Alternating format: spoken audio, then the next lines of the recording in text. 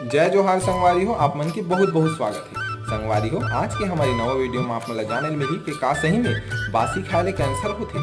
काबर? क्योंकि एक जन अभी डॉक्टर कहा थी से ये छत्तीसगढ़िया मन ऊपर लक्षण दिखत है का के कैंसर के, क्योंकि ओमन बासी खाते। तो बिल्कुल संगवारी हो, बिल्कुल गलत बात है। काबर? क्योंकि छत्तीसगढ़िया मन के बासी में तो इतना विटामिन भरा है संगवारी हो, जेकर से रोग प्रतिरोधक क्षमता मतलब इम्यूनिटी सिस्टम हमारी स्ट्रांग होते। कुपोषण से बचे जा सकते अगर नियमित रूप से बासी के सेवन किया जाही तो संगवारी हो का हिसाब से ये बात ला कही से कि कैंसर होते वो तो मुझे नहीं पता, पर ये बात बिल्कुल गलत है। विटामिन बी कॉम्प्लेक्स, ईस्ट का नहीं है हमारे बासी में, तभी तो कहे गए है गजब विटामिन भरे हैं हमारे छत्तीसगढ़ के बासी में। तो संगवारी हो, अगर आप मन बासी खाल बंद कर दे हो ये बात ला सुन के, तो बिल्कुल ऐसे मत सोचो। आराम से बासी खाओ, दमदारी से बासी खाओ और छत्तीसगढ़ के मान बढ़ाओ। बहुत बहुत धन्यवाद। जय जोहार, जय छत्तीसगढ़।